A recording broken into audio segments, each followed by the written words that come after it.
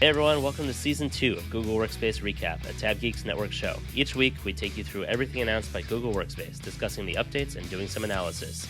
We invite all of our podcast listeners to join us over on YouTube, or click the link on our website, workspacerecap.com. This is the first episode that we're doing on our new video format, so this is going to be a little bit less polished than some of our other ones. I've already almost gone into the old intro multiple times, just as a force of habit here. Another thing we want to ask you is to do a huge favor for us, is even if you don't normally listen on YouTube, go and subscribe to the channel. Just search for the videos, search for Google Workspace Recap, and we will show up, or search for tabGeeks, and you'll be able to find the channel there. That unlocks a certain bunch of features, or shall I say the rest of features that YouTube allows only when you hit a certain threshold there. So we want to be able to get the full feature set with a bunch of subscribers, and we'd love to see who you are. So definitely would appreciate if you would do that. This is going to be a year of growth and experimentation for us. Like I said, as we're launching the show on YouTube in a video format, we're going to be trying lots of new things, lots of new ways of doing things. You've heard us talk about my work in the studio here, and Steve getting set up in his space as well over the last several months as we've planned this out and gotten it working.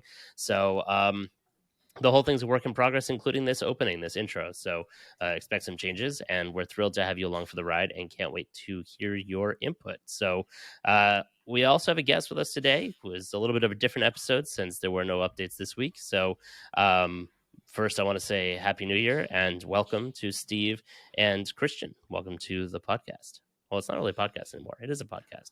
Welcome to the show. That's the way to do it. Welcome to the show. Glad to be here. Happy New Year. So, Jesse, I got a question for you, because I was actually looking for Workspace Recap on YouTube.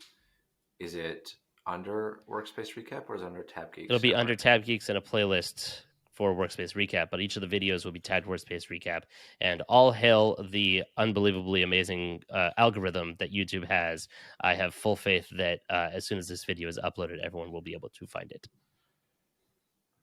I hope so. Okay, so hopefully I just subscribe to the tabGeeks network where the video will be. Awesome. Has 4 subscribers, now 5. Is that correct? I don't know. I didn't get an alert, but I'll let you know later on. Now there's 6, because I just subscribed. Awesome. I was looking for a Google Workspace Recap too, and so but I found tabGeeks. Awesome. Well, we will definitely make sure to put a link up on the website for everybody to be able to click and subscribe to the correct channel. All right, I just wanted to make sure that was clear, because I was searching for it myself. Yep. I was kind of, leveraging the fact that, we're not doing this in real time. This isn't a live show. You jumped the gun there, Steve. By the time this episode is live, do we still call them episodes? Sure. Season 2, episode 1. Welcome to the show. So let's do a little intro here. We all know Steve and you all know me, but Christian, we've had you on a couple of times before, but why don't you give us a quick on one foot, our one of, or shall I say, the only other real Google Workspace podcast host out there. Tell us what you do. There aren't many. Yeah. So my name is Christian Newman. I'm with Rise Digital. We're a Google Workspace partner based in Vancouver, Canada. Also host of Google Workspacers podcast. And you're right, I have been on this show before. We had a great time. And I seem to remember that week, we thought there wasn't going to be any updates, but then we got slammed with a whole bunch of updates. And we had a hell of a time. Not so much this time, because I think Google's still off on holidays. maybe we'll start getting updates tomorrow. But looking forward to talking to you guys about our look ahead to 2022. Yeah. Which I still can't believe. Yeah, it was the year 2022. Same. It's ridiculous. Yeah, it was episode 24 we had you on, and there were loads of updates. I think we ended up with 5 updates that week, and along with a few other topics that we talked about. So that was a busy episode. Wow, that was 6 months ago. Can't believe we did 54 actual episodes last year. Yeah. 56 if you count the bonus ones. I think that was sometime around May. It was sometime in the summer. Sounds about right. Yeah, sometime May, June. June 11th was the weekly recap post. Wow. Yeah. Well, what we're going to do for everybody this week is we do have one thing that we found that was just an other topic, is a little bit of a leak around Google Tasks, which we'll get into in a bit. If you're a big fan of that, like I continue to be hopeful about. I can't say I still am a fan, but I continue to be a hopeful fan. But we're going to go through our wish lists. Steve and Christian and I have put together some of the top things. As usual, Christian's and mine is significantly longer than Steve's, but it's probably things that we've been complaining about over the last year, saying, "Oh God, I wish Google would do this." We're finally going to put them all together on a list here and talk about what we've seen, what we hope we'll see, and just kind of schmooze for a bit, and that'll be our episode. And I think in some cases, things that Google said they were going to do, but they just haven't gotten around to yet. I think there's a couple of those. They get us all excited, and then nothing. Yeah. Yeah. Like Spaces. But we won't forget, Google, if you're listening, we don't forget. We'll hold you accountable. Absolutely. You were joking before that there was a lot more updates in the week than we anticipated. We said, I think in last week's episode or the one before that, we really need to get somebody inside of Google who we can just get to slip us an update and be like, all right, this week you're going to have so many, this many updates or not as many updates. You better go get a guest. Make it a little easier on us. No scrambling at the last second. How you doing, Steve? You've been awfully quiet. I'm good. I was just actually looking at trying to figure out that whole task sidebar thing in the article that Chrome Unboxed had, and I thought we had seen the task icon before, and it's definitely in a lot of the roadmap images and screenshots. And I thought there was some discussion about that before a while back. So the logo, you mean? I was just trying to. Yeah. So I think the logo image that rolled out. Chrome Unboxed has shows calendar, tasks, or calendar, keep, and then tasks, right? Yeah. On the side panel. Yep.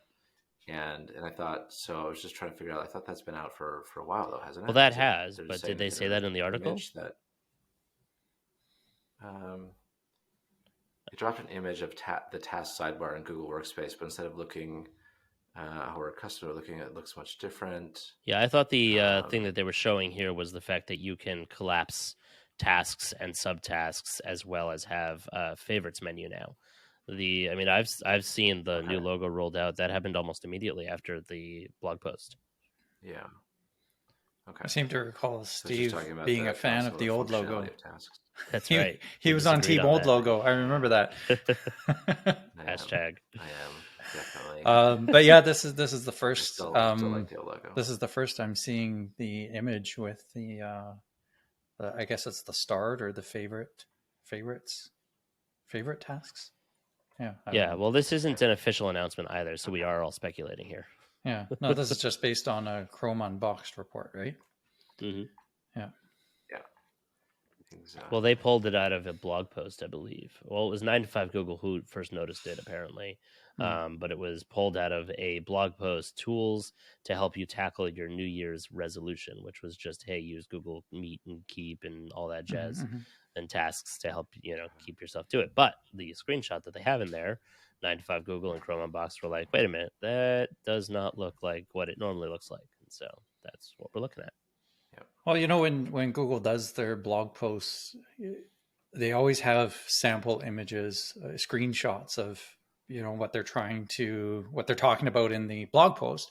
But if you look closely at those screenshots, there's always something little there, right? Like I remember earlier, I was going to say earlier this year, but I guess maybe the middle of last year. I think it was right before the summer when they were talking about all of the new chat features that were coming out. And if you look really closely at some of those screenshots, there was a Google Drive sidebar application in Google Chat. And I still haven't seen Google Drive sidebar application appear in my Google Chat. I don't know about your Google Chat. But what is that? That's very interesting. And so, when you see these screenshots that they drop in these blog posts, there's always something you can pick up on that they haven't talked about yet. feel like we're sleuthing the updates. Yeah.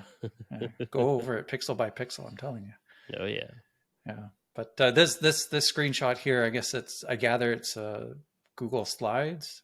It looks like a slides present. Yeah, it's a slides presentation, and tasks is open up in the sidebar, and you can very clearly see how tasks can be organized into lists. And there's a starred section, or starred, I guess, a tab. It's interesting. Cool. Really interesting. Well, I'm sure we'll hear about it soon. That was our little other update here. And we actually, when I was doing some research before, just kind of looking at maybe seeing some other lists from other years, and totally by accident, I found a blog post from 2014 of wish lists for Google features of what was then called Google Apps in 2013, and looking forward into 2014. And I had to laugh. I wanted to share this with all of you. 37% said my top wish would be for improvements to tables in Google Docs, such as the ability to merge cells and for header rows to repeat across pages. And I just cracked up because they literally just rolled that out last week or the week before. What was it? Yeah, the header rows, right? Yeah, totally. Yeah. That was a 2014. Yeah. Right, wish list. So it's 2014, now it's 20, so 8 years. So if there's something we want in the year 2030, oh, don't say it. let's do a really good job of our wish list that we're about to talk about. And if we hammer those home from now until 2029, then on 2030, which will be episode number 845 of the Google Workspace Recap podcast, we'll get together, the three of us, for a reunion. Steve will supply the bottles, and we'll all congratulate ourselves at how consistently we ask for those things. Amazing. We've gotten to the point, you've heard it here, folks, that we are officially creating the future roadmap of 2030 Google Workspace if they haven't changed the name 35 times between now and then. Yeah. So 8 times 52, plus you're already on 50 something. So it'll be almost episode 500. 468. Yeah, 468, somewhere around there. Yeah. Wow. That would be the 9th goals. Be, we called it. Yeah. All right, we're gonna have to set a Google task to remind us in 2030. Put it in the calendar. That's what that, 8 more years, right? So we'd have 9 complete seasons. Wow. Is that what it would be? Yeah. That would be episode 469.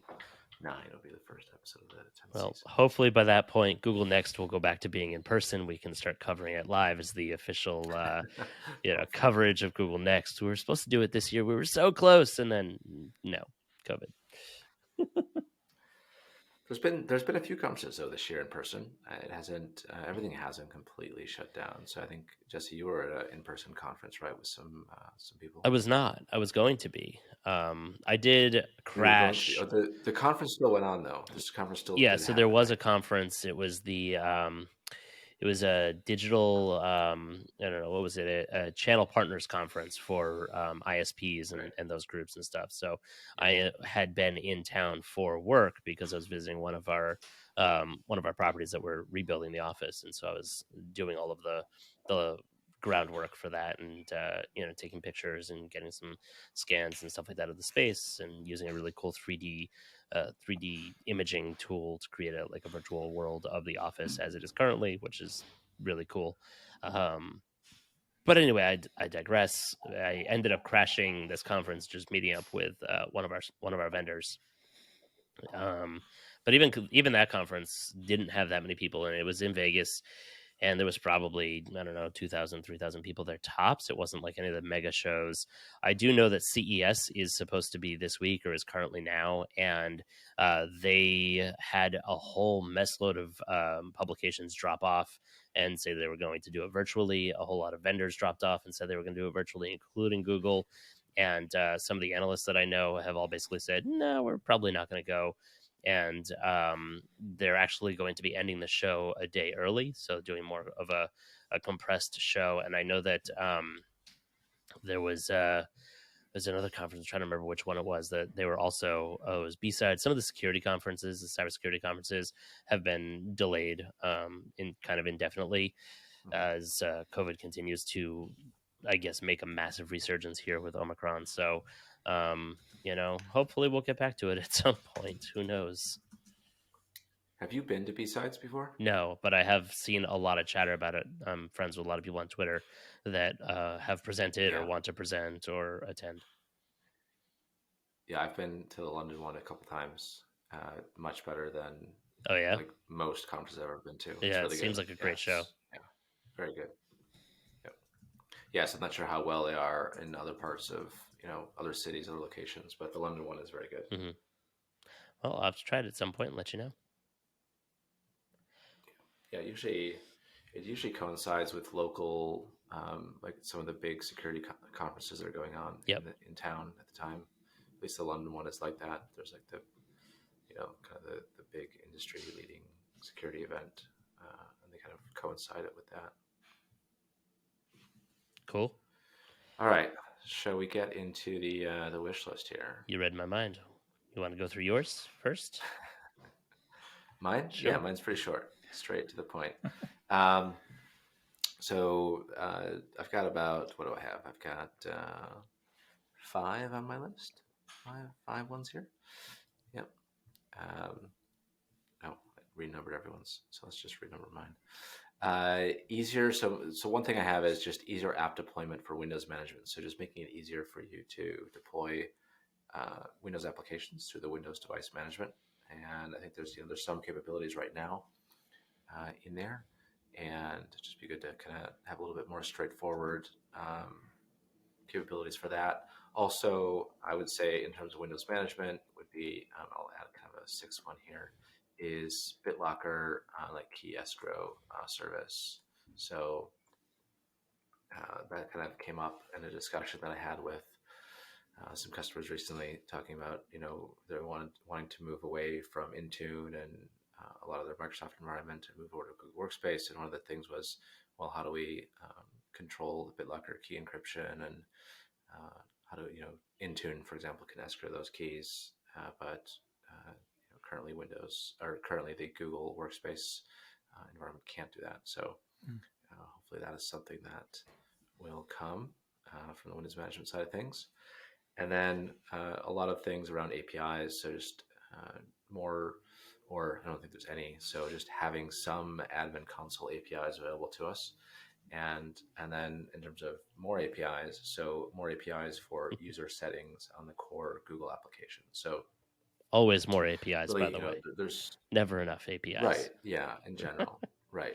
So just being able to control things, like in the Gmail user settings, for example, as an admin. So there's just a few things that you can do now. All the settings that a user can control, an admin should be able to do through an API is kind of my thought, or at least kind of some of the main ones. So there's really not any on the applications other than email that I could think of. You can't really control any Google Docs settings. You can't control, for example, your default templates, or not your default templates, but your styles, right? So a user has to do that manually themselves. Of course, they can pick from the template gallery, but you can't say, okay, a user's default, style is this, and push that out to a user's user settings. So it'd be nice to see things like that available. And then probably, possibly some things people may have seen is just the ability to have more DLP controls for things like Chrome, Chat, and Gmail. I think there's been alpha, beta programs for that, and some reference to that during Google Next events, but that still is really only around Drive at the moment. So still kind of waiting to see more DLP controls roll out. And then another thing that I'd like to see is the investigation tool querying, more data especially for Enterprise Plus customers. So it really only goes back as far as the audit logs have logs for. So sometimes it's 180 days, sometimes it's 90 days. Kind of depends on what you're trying to query. But it'd be great to have an indefinite retention of those, or allowing the investigation tool to query that data indefinitely, moving back as far as the environment's been created, or looking at connecting into BigQuery logs. And if a customer set that up, to have the investigation tool actually query the BigQuery logs, allowing you to go back further in time on that. So those are mine. Jesse, do you want to go through yours? Sure. Well, everybody knows that I'm a big fan of Meet and Chat. What, Steve? I was just saying, or any comments on the ones that I mentioned? Yours were very good, and I definitely agree with a bunch of them, especially easier app deployment for Windows management. I think there's a lot of space to grow in that area, and one of the things that Google is trying to do is continue to improve and make themselves more of a security provider, even on the individual level at the company, and not necessarily just for the admins or the people who are supposed to be ultra secure, but for everyone. And that's definitely going to be a huge step forward for that. So agree with you there. And plus more APIs for everything. Always going to be great to have more APIs, because that means more things that we can play with and more ways to massage the data, work with the data, access the data, etc. So all right. Everybody knows that I'm a huge fan of Google Meet and tasks and chat. So that's basically my wish list. So now I'm done. No, I'm just kidding. Google Meet collaborative screen sharing. This is a big one. This drives my CEO nuts. And for those of you who, like me, are in meetings basically all day long, one of the things that really, really, really, really would make us happy to be able to do is to share our screen and have other people in the meeting be able to do annotations on there, use a laser pointer to highlight something, draw on or add notes, something along those lines on my screen, and have everybody else be able to see it. And also as well, a line that I hear regularly in meetings is, no, right over here, just, right over there, that thing that, no, move your mouse over. Oh, that's right. I forget you can't see what I'm pointing at. And it's just like, or Google could build this out so that I could see what they're pointing at. So that's, I think, my biggest one there. Google, if you're listening to this, please give us the ability to do that. And obviously you can do some of it with uploading to Jamboard and so on, but it's even that experience isn't so intuitive or fluid at this point. So there was a partnership and an acquisition of some sort. Yep. With whiteboarding apps that enable these types of experiences. Which ones were they again? It was earlier this year, right? Or so last Miro, year? I think, was the partnership. That was the partnership. And PlaySpace was the purchase. Right. I think it was PlaySpace. So I'm very much looking forward to PlaySpace. PlaySpace, by the way, they had a DJ capability. You could do shared playlists with Spotify integration. That was awesome. They did everything I just mentioned and more, and also had a lot of host capabilities and gaming capabilities and stuff like that.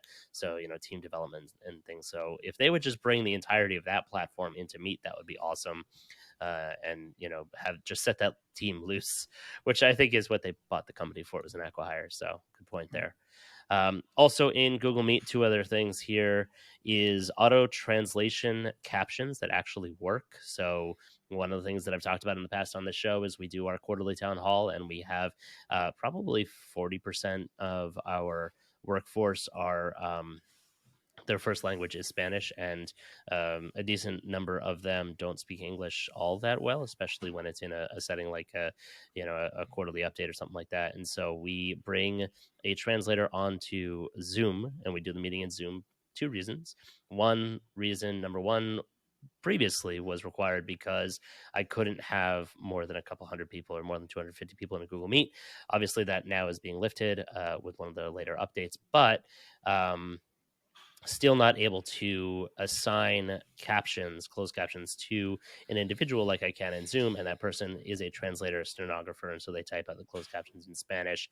So that would be something that I think would be really helpful for a lot of companies, or just make the auto, AI, ML, whatever, translation to Spanish closed captions work well. That would also probably be really helpful. And then the other really strong Google Meet one is being able to save chats that take place in a meet. This has come up a lot. this has been a personal frustration and a frustration of many people in my company and other people I've talked with over the year as well, or over the years, I should say.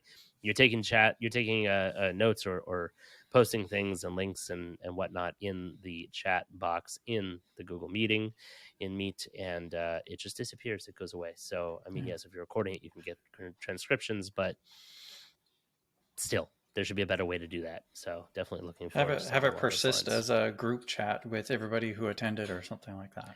Even if it's a temporary thing, and the transcript lives on in the event or something along those lines, the calendar event, you can go back and find it. Something along those lines, like, give us the ability to go back and get it, kind of a thing.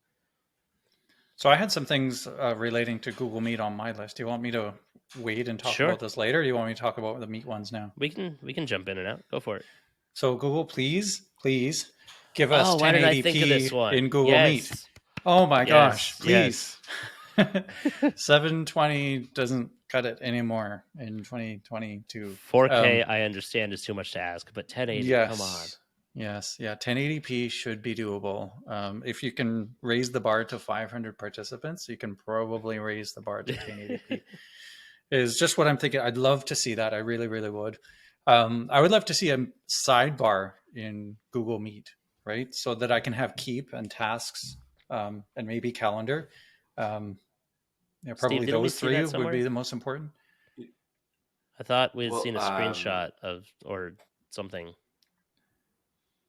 Maybe. So I was just thinking back on the 1080p topic there, but one of the biggest challenges that I've had is when we present a tab like of our screen, like even that resolution is so low that it's almost challenging to, record Google Meet and then look back on it and then actually see what you presented from that tab sharing or window sharing. Is that it's such a low quality that you can't even read what's on the screen. Well, so according to my understanding, our guy on the Meet team, it is 1080, but it doesn't look it. No, but when you're recording, because it records the whole meeting, including the video feeds, I think it downsamples it back to 720 for the recording. Yeah, right. But when you're actually presenting live, it's clear because it's 1080p at that point. That's the only stream that's 1080p. Yeah. So I guess the Meet recording was just such a low quality that it's hard to make it out. The screen sharing. Yeah. It's hard to make out. Yeah, it's tough. Yep. I would love to see the Meet recording quality be increased. Concur. Yeah. So, and then Meet sidebar, which I just mentioned. Like I said, when I'm in a meeting and I've got something to do that's an action item. It's great to have it in a doc or something like that, but I'd love to be able to add it to my tasks or make notes for myself in Google Keep on the side. And then last one is Meet transcript. So an actual transcript of the conversation in text format in a doc, right? Sure. I'd love for that to come available. I feel like they're already going in that direction also because they're already doing the closed captions automatic.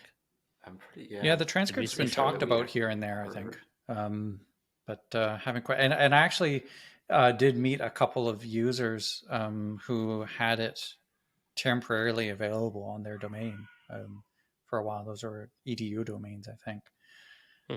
So, I think that one's in the works somehow. But don't have any official word on it. David kind of talked about it in some of those sessions that we had. You're right. Yeah. So, cool. So I think that'll come soon. Meet's come a super long. I mean, just if you think back to early 2020 until now, and Meet has just come so far. But I'd really love to see it continue the momentum into 2022. Yeah, absolutely. They've come a long way. They really hauled ass this year, and they still do have a long way to go. So, there's intense competition here. So I'm hoping that continues to keep this space hot. Yeah. Last year, it was 17% of the Google Workspace updates last year were for Google Meet. Out of all the applications, admin console aside, out of all the applications, it got the most updates last year. That makes sense. Yeah. Let's see if they'll do that for tasks this year. Well, let me see how many tasks got 1.7% of them last year. So anyway, I gather you have something on your list Footnote. relating to tasks. I do. I want deep tasks integration everywhere. I want it in every app across all of Google. I want it to work in the docs. I want it to work in chat. I want it to work in Meet. I want it to work everywhere. The ability to not only just assign tasks to people that are in the room that you're in, the space rather that you're in, the project, whatever, anything. Allow me to assign to anyone in my org from anywhere that I am doing my work. You want to be the one screen, the one platform to manage all of my work, then allow me to assign work to others and delegate to others as we continue working on projects from anywhere else in the platform. So that would be something that really would help take tasks go a long way.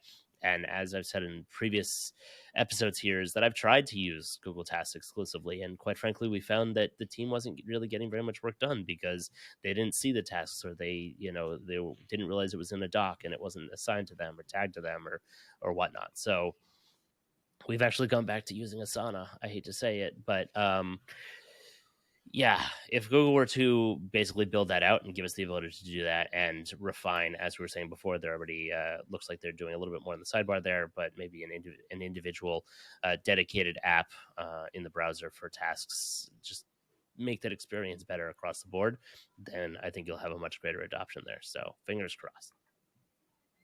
I think promoting it from sidebar only into its own sort of full application and giving it a little bit more capabilities would be great. But you're right, integrating it into everything else would just make it so much better. Like we've seen screenshots and announcements about being able to assign tasks in Google Docs from a list of action items. That's great, but what about the action items that are assigned in Google Docs comments, right? Like, where do those go? And why are those separate from Google Tasks, right? Because then users need to look in two different places, right? So being able to streamline that whole experience would be awesome. And don't forget about Keep. Keep's got this weird tasks pseudo interface too that's not actually tasks. They're checklists. / reminders / checklists. Yeah. So maybe merge Keep and tasks into just one, to rule them all, or I don't know. Piss off a lot of people doing that probably, but there's got to be some way to link all of this stuff. Your place where you can just get things done, right? Like exactly. I've got notes, I've got reminders, I've got checklists in Google Keep, but then I've got tasks in Google Tasks, and like there's overlap between those, and they both come together in Calendar, sort of, kind of. Right. But yeah, I think that neither of those apps have gotten a lot of love, but I think that there's a huge opportunity to bring them together and have them work a lot harder together rather than separate. Steve, were you going to say something there?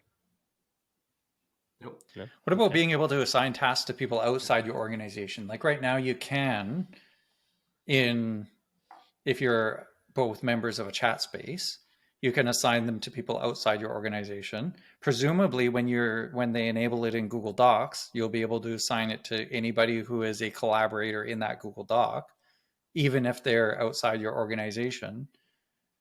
So why stop at your own organization? Like maybe if they're in my contacts list, I can assign a task to them, or possibly, or in one another's contact list or something like that.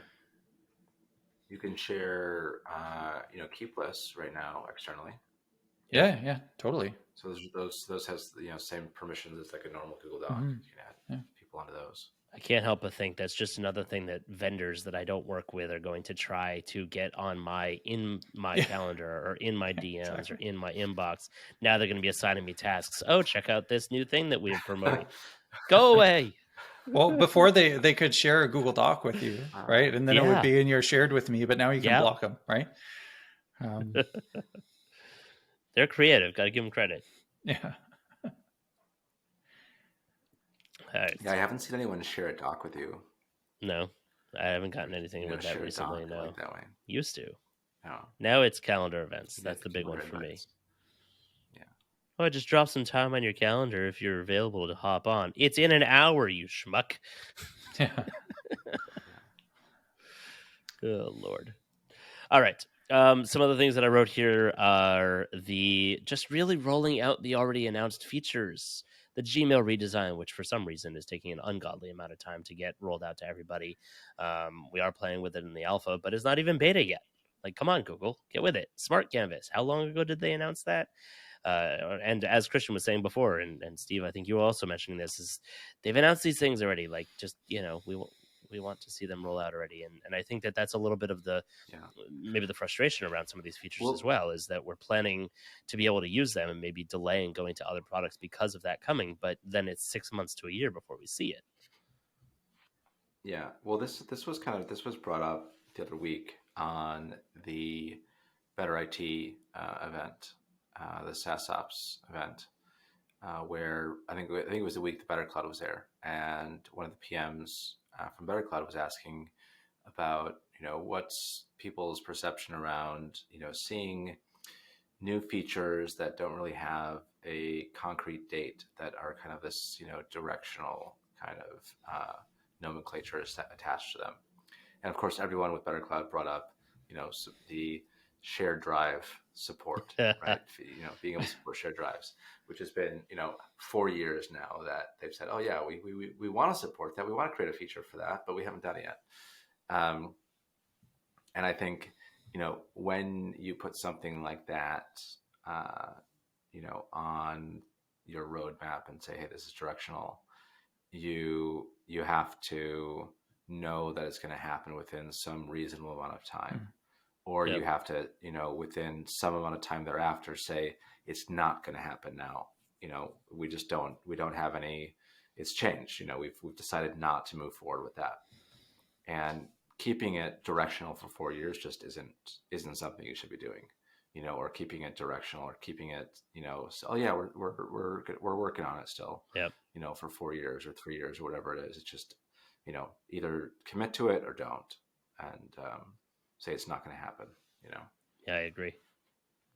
Well, a good example of that was, I think it was I think actually the last time I was on the podcast, it was June 11th of last year. And I think that was when a lot of announcements dropped about Google Chat and how it was going to be transformed over the course of the summer into Spaces. And, there were all going to be all these new features like GIFs and threading and all this stuff. And they gave this time frame of over the summer. And yes, a lot of it got done. But there were still some updates like right into December that were still part of that vision. And even until now, not everything has been launched, right? Like we still don't have the threading. We still don't have the rich text formatting. And It's frustrating. Sort of the new the new redesigned integrated workspace in Gmail, as you mentioned, Jesse, is something that we're still waiting on. But it's taken a lot longer than summer 2021. Kind of makes me wonder if that's maybe why they didn't do all that much in the way of promotion at Google Next in terms of Google Workspace and some of these features, is they were like, all right, we talked about it, we're not quite as ready as we thought we were, so we're just going to shut up until we're ready to go with those. Right. Because I thought that was very, very odd that they didn't take the massive audience opportunity there that they had of the attention of thousands or tens of thousands for Google Next, and not even really, like, sure, we had sessions, but there wasn't a whole lot of marketing around Google Workspace or any of the new features or the new designs or anything like that. Just kind of radio silence. Yeah. So speaking of Google Chat, threaded features or Slack-like features, that's another one of my wish list items here, is the ability to have proper threads, link to said threads, reply to said threads, forward threads to other people, or forward chats to other people, not just to my email. That's kind of, I think I've used that 3 times since they've rolled it out. I don't know. What about you guys? Do you find that useful? Yeah, I do forward messages to my inbox. Usually when I want to, kind of as a bookmark, right? Because when I forward it to my inbox, it'll give me a link that'll take me back to that place. Right. It's sort of a hack to compensate for the fact that there is no way to link to a specific message or a specific thread, right? Which I think we would all like, because I mean, yeah, you can link to a room or you can link to a DM conversation, but there's lots of messages there, right? Like, which one are you talking about? And that's one of the best parts of, I mean, in Google Docs, you can link to a specific word in a Google Doc. You can link to a specific cell in Google Sheets, right? It's not just here, open the file and then go find it yourself. But that's kind of how it is in chat right now. Here's the conversation, but then you're on your own as far as finding the message or the thread that I'm talking about. So yeah, I would like to see that for sure. What about you, Steve? Do you use that feature? Sending your chat to email, whatever they call it. I do not. I don't think I've used it once, actually. I do appreciate the mark is unread. I'm glad they finally rolled that out. And then, as we've just been talking about, tasks, the ability to assign tasks in chats, not just rooms. If I'm having a one-on-one chat with somebody, one of my reports or somebody I'm talking to, let me be able to assign tasks to me and to them, within that space. So sure. And then my last one that I had here was, and then we'll let you finish going through all of yours, Christian, is something that Microsoft does that I've just found, like, why can't Google figure this out, is when I'm doing two-factor authentication and it wants me to sign in. I'm trying to sign in on the computer and I have to open my phone and click, yes, it's me, or line up the numbers or whatever. On the Apple Watch, and probably I imagine on Android smartwatches as well, you're able to approve the login directly on the watch as long as it's unlocked or has been unlocked in a recent amount of time or whatever. And all Google's notification says is dismiss. Yeah. And I would love to be able to have more capabilities from the Google notifications. So it's kind of like a two-part wish list item here. One is that allow me to authorize that login through a notification. And two, for the notifications that you have, whether it's emails or chats, to be able to do some more things with them, similar to the Outlook mobile app, actually, which is rather fantastic. It's not Gmail. And I'm hoping that with the redesign towards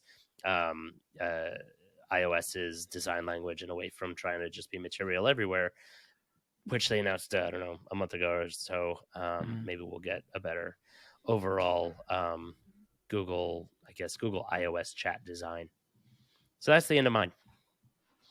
Yeah, I actually had on my list a better iOS experience. And, Google put a lot of work into making sure that whether you are in Gmail or Calendar on Android or the web or iOS, it all had the same sort of look and feel.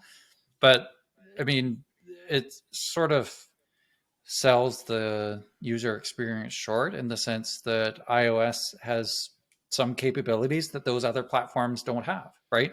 And so they're sort of foregoing all of those for the sake of, a consistent look and feel with the other platforms.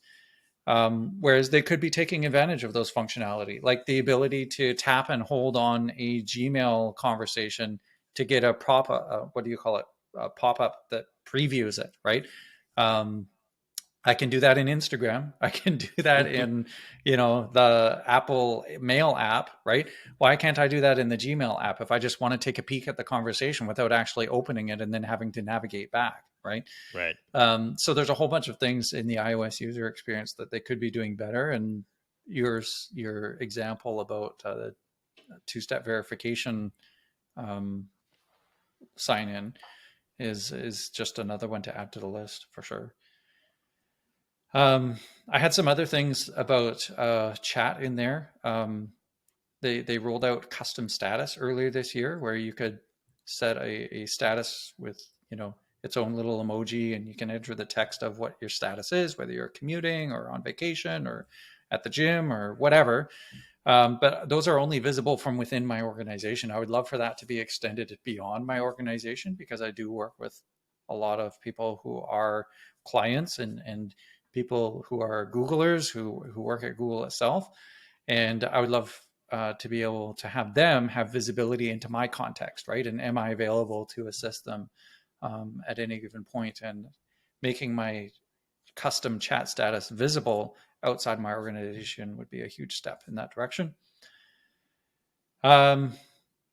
I would love for the out of office setting in Google Calendar to sync up with the out of office setting in Gmail, right? So if I Yeah. have a recurring, if I take, the 1st of January off every single year to rest after New Year's Eve, like I want that to sync over to Gmail and have an out of office reply, right? Like, why can't they talk to each other when they're both out of office settings? Yep. I just had that question. I was on vacation last week. Yeah. It's like, Yeah, come but on. I set it in calendar. Why isn't it set in Gmail? Or I set it in Gmail. Why isn't it reflected on my calendar? So I know for me, like I don't necessarily want to have an autoresponder on my Gmail at all. Almost never. I would want to have, blocking off time on my calendar so people can see that and not book events with me. But I almost never set an out of office vacation responder on emails. I do. Yeah. I do sometimes. Yeah. But you know what? I like clients at large organizations, they do it all the time, right?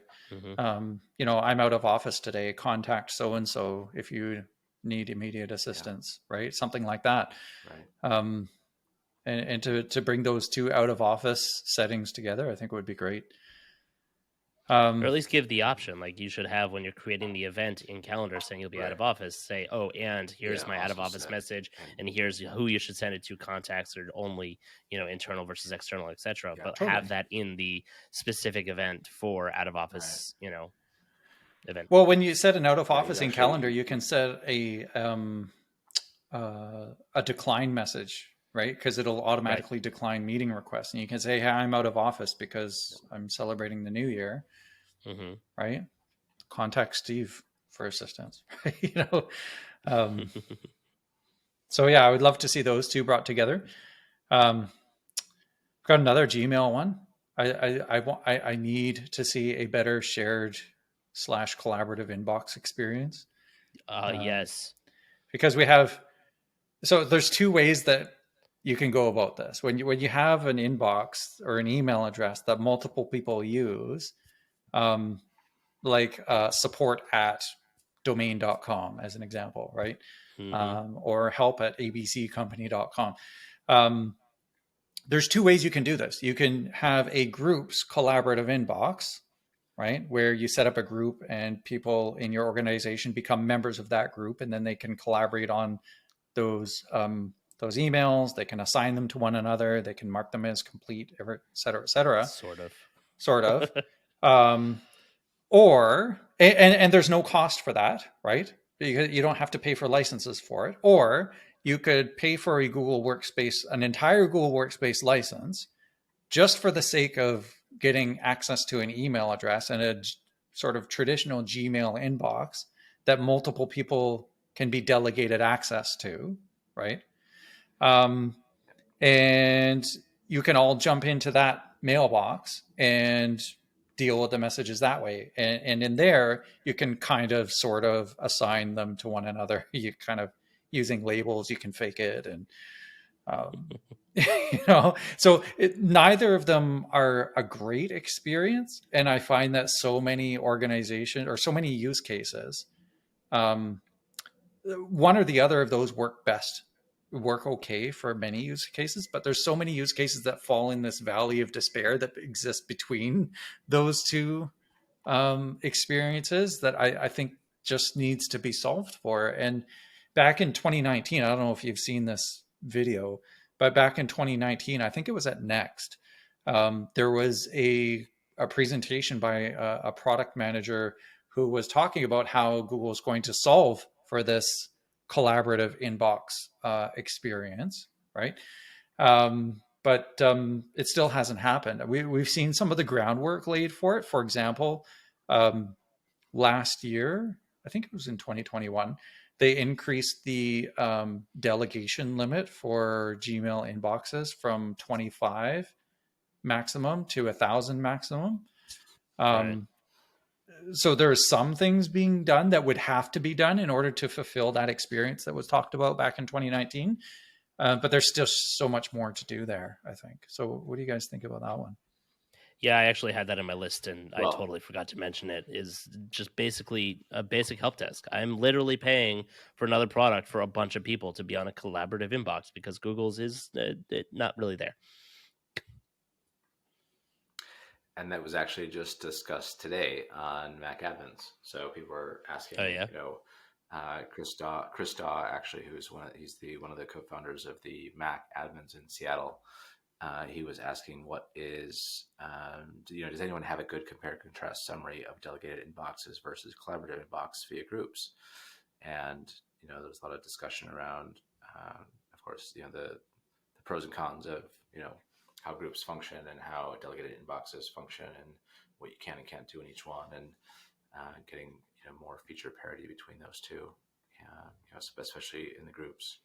And I think a lot of that aligns with what you've just said there around getting more help desk kind of functionality, and just a better experience over there in groups, which of course has come a long way with the improved group experience, the new redesign. Mm-hmm.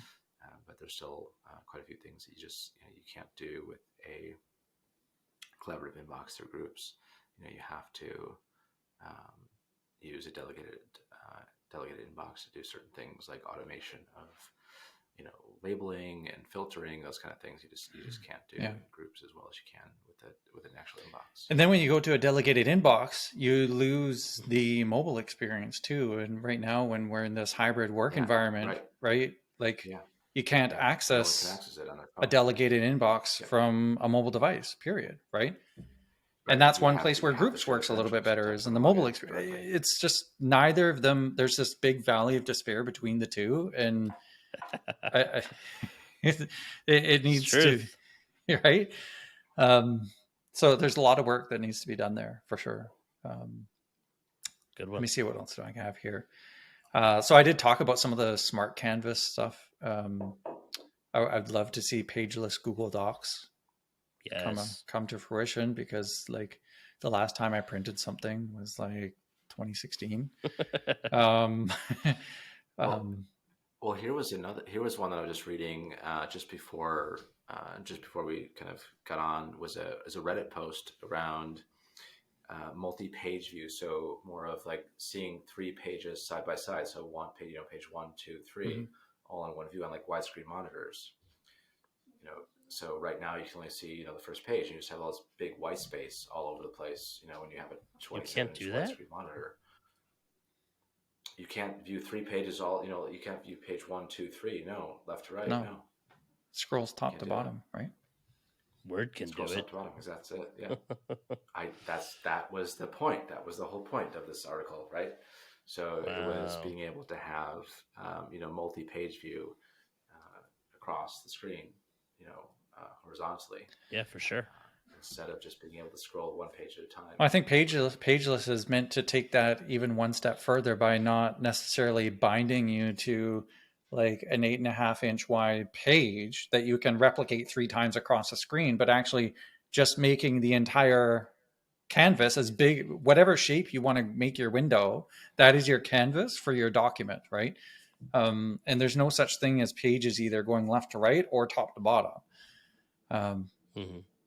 So, I think that's kind of the vision, at least how I understood it. But like you, I haven't seen it, before my very eyes yet. And so I don't really know. But what I do know is that I never print anything. The first thing that I do when I open a new Google Doc is shrink all my margins to like 1/4 of an inch or 1/2 centimeter, I think it is in Canada.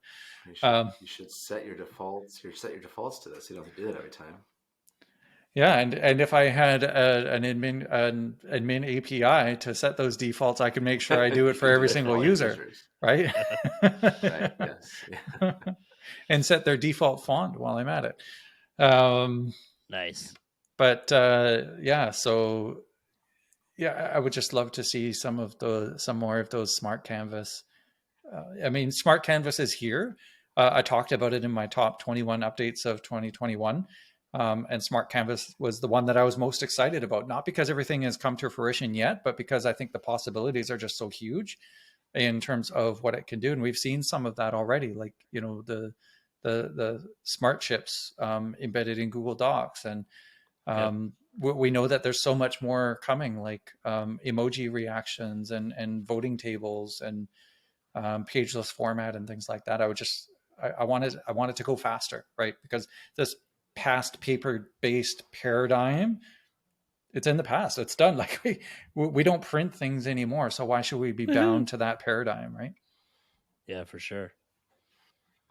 Also, we want Google to go faster so that we have job security here over at Google Workspace Recap. Right. Keep the updates Keep us coming, busy, right? Google. Keep them flying. Yeah. What else? I was just going to say that we should make this the top 22 features that we want to see in 2022. 21. Yeah, I think we got more than 22 nice. here. Although there's some overlap between mine and Jesse's, so you know what, we might be somewhere close to that. Right. The last one that I had on my list was an easier Google Workspace to Google Workspace migration experience. Oh yeah. Or even from Gmail to Google Workspace as well. Brian recently was asking for that. Well, and we've seen in 2021, we saw the ability to consolidate two domains, to do a domain takeover if you're using Essentials Edition, right?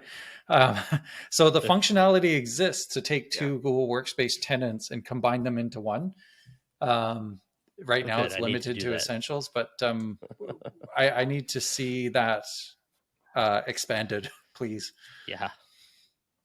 For sure. Let me just say, I've seen the details of what Google does to try to attempt to do that, and it's not easy. There's a lot of complexity to that, even when Google is trying to do that themselves. The documentation on that process is huge. I believe it. In terms of, here's the things you need to account for, here's the things that can go wrong.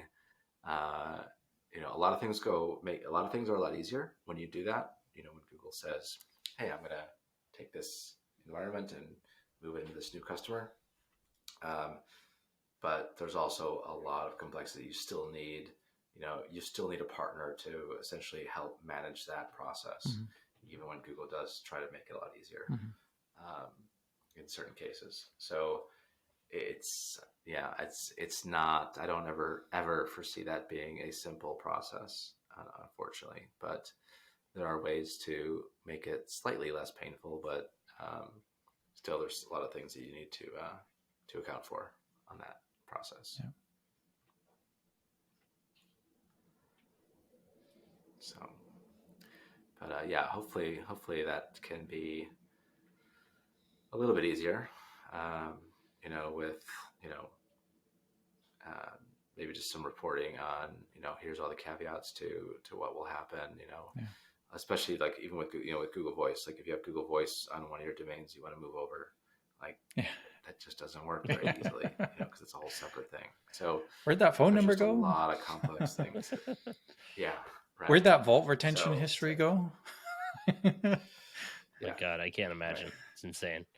Yeah. Yeah. I mean, there's so I'll change my my bullet from easy to easier. There you go. Easier. Let's just make it a little bit better than it is right now. Yeah. Well, there are some things that the Google Migrate tool is, I think, going to be supporting Google to Google migrations. I don't think it does that right now. The one that you can spin up in GCP, right? Yeah, the Google Migrate tool that Google has that you have to install server, spin up servers, exactly. Yeah. For that one. Yeah. That one's still in beta, right? So that might make it a little bit easier. I'm pretty sure it's still in beta. It might be. Yeah. It's a long beta. Yeah. But yeah, that's it for my list, guys. Wow, we made it through 1 hour. Yeah. Well, get busy, Google. A lot of big wishes here. Where's the genie? Yeah. Well, I mean, they have. I mean, I think we talked about some of those numbers from last year, Yep. 2021 updates compared to 2020. So there was, what did we say? There was over 20% more updates. Something like I that. counted Something like that. 307. You had 290 something. I had like 317 or something like that. But I included the Yeah. other updates that were in the recap posts. So there were like 25 recap posts or something like that, and they would have extra little tidbits Yeah. in there. I included those. Oh, those little things. Yeah, and including those, there were I like did not. 317, I think. Okay. Yeah. Interesting. Yeah, I was only counting the posts that they made. So, comparing last Yeah, year's it sounds about right. blog post to this year's blog post. Yeah. So, The ones that I didn't include were anything that weren't mentioned in the recap, but weren't mentioned in a post, but were mentioned in the visible changes. I didn't count those.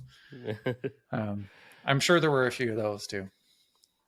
And a number of things that were only mentioned in a Google Cloud blog post and nowhere else. And a few things that just kind of happened, but were never mentioned anywhere. Right. Yeah.